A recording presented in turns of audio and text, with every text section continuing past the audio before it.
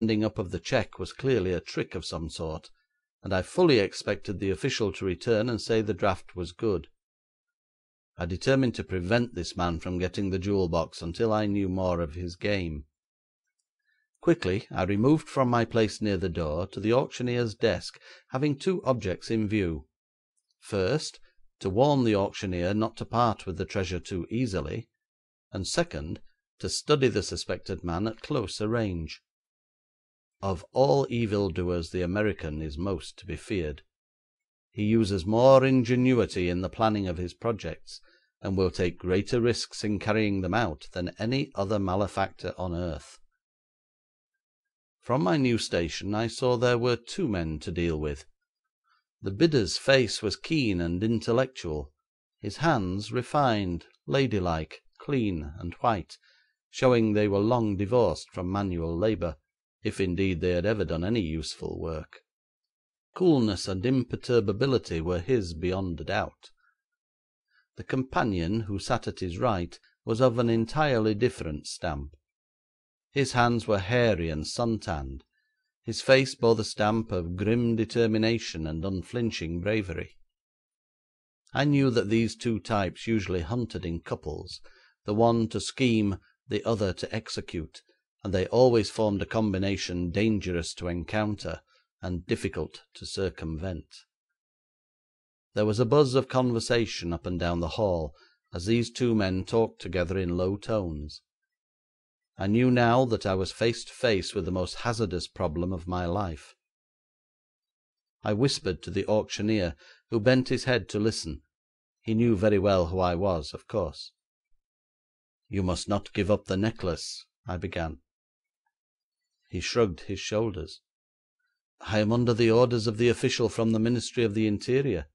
You must speak to him.' 'I shall not fail to do so,' I replied. 'Nevertheless, do not give up the box too readily.' 'I am helpless,' he protested with another shrug. 'I obey the orders of the Government.' Seeing it was useless to parley further with the auctioneer, I set my wits to work to meet the new emergency. I felt convinced that the cheque would prove to be genuine, and that the fraud, wherever it lay, might not be disclosed in time to aid the authorities. My duty, therefore, was to make sure we lost sight neither of the buyer nor the thing bought. Of course, I could not arrest the purchaser merely on suspicion. Besides, it would make the Government the laughing stock of the world if they sold a case of jewels and immediately placed the buyer in custody when they themselves had handed over his goods to him. Ridicule kills in France. A breath of laughter may blow a government out of existence in France much more effectually than will a whiff of cannon smoke. My duty, then, was to give the Government full warning, and never lose sight of my man until he was clear of France. Then my responsibility ended. I took aside one of my own men in plain clothes and said to him, 'You have seen the American who has bought the necklace?' 'Yes, sir.' 'Very well. Go outside quietly and station yourself there. He is likely to emerge presently with the jewels in his possession. You are not to lose sight of either the man or the casket. I shall follow him and be close behind him as he emerges, and you are to shadow us. If he parts with the case, you must be ready at a sign from me to follow either the man or the jewels. Do you understand?' 'Yes, sir,' he answered, and left the room. It is ever the unforeseen that baffles us. It is easy to be wise after the event. I should have sent two men, and I have often thought since how admirable is the regulation of the Italian Government which sends out its policemen in pairs.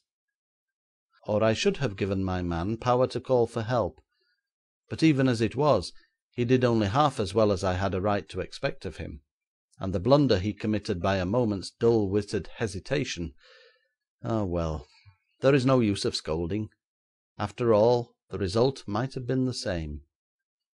Just as my man disappeared between the two folding doors, the official from the Ministry of the Interior entered. I intercepted him about half-way on his journey from the door to the auctioneer. 'Possibly the cheque appears to be genuine,' I whispered to him. 'But certainly,' he replied pompously. He was an individual greatly impressed with his own importance, a kind of character with which it is always difficult to deal. Afterwards the government asserted that this official had warned me, and the utterances of an empty-headed ass dressed in a little brief authority, as the English poet says, were looked upon as the epitome of wisdom. "I advise you strongly not to hand over the necklace, as has been requested," I went on. "Why?" he asked. "Because I am convinced the bidder is a criminal. If you have proof of that, arrest him. I have no proof at the present moment, but I request you to delay the delivery of the goods." "That is absurd," he cried impatiently. "The necklace is his, not ours. The money has already been transferred to the account of the government. We cannot retain the 5,000,000 francs and refuse to hand over to him what he has bought with them." And so the man left me standing there, nonplussed and anxious. The eyes of everyone in the room had been turned on us during our brief conversation, and now the official proceeded ostentatiously up the room with a grand air of importance. Then, with a bow and a flourish of the hand, he said dramatically, "The jewels belong to monsieur."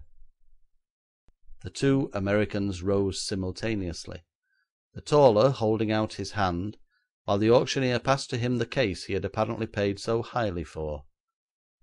The American nonchalantly opened the box, and for the first time the electric radiance of the jewels burst upon that audience, each member of which craned his neck to behold it. It seemed to me a most reckless thing to do. He examined the jewels minutely for a few moments, then snapped the lid shut again, and calmly put the box in his outside pocket. And I could not help noticing that the light overcoat he wore possessed pockets made extraordinarily large, as if on purpose for this very case. And now this amazing man walked serenely down the room, past miscreants who joyfully would have cut his throat for even the smallest diamond in that conglomeration. Yet he did not take the trouble to put his hand on the pocket which contained the case, or in any way attempt to protect it. The assemblage seemed stricken dumb by his audacity. His friend followed closely at his heels, and the tall man disappeared through the folding doors. Not so the other. He turned quickly and whipped 2 revolvers out of his pockets, which he presented at the astonished crowd. There had been a movement on the part of everyone to leave the room, but the sight of these deadly weapons confronting them made each one shrink into his place again. The man with his back to the door spoke in a loud and domineering voice, asking the auctioneer to translate what he had to say into French and German. He spoke in English. "These here shiners are valuable. They belong to my friend who has just gone out.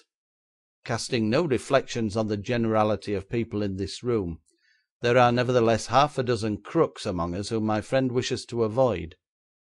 Now, no honest man here will object to giving the buyer of that there trinket 5 clear minutes in which to get away. It is only the crooks that can kick. I ask these 5 minutes as a favour, but if they are not granted I am going to take them as a right. Any man who moves will get shot." "I am an honest man," I cried, "and I object. I am chief detective of the French government. Stand aside. The police will protect your friend."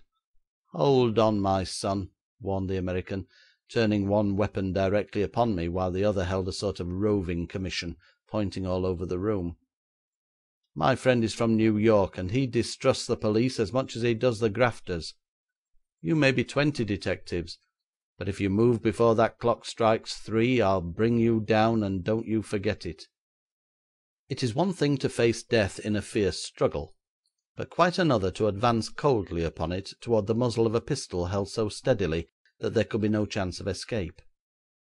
The gleam of determination in the man's eyes convinced me he meant what he said. I did not consider then, nor have I considered since, that the next 5 minutes, precious as they were, would be worth paying my life for. Apparently everyone else was of my opinion, for none moved hand or foot until the clock slowly struck 3. "Thank you, gentlemen," said the American.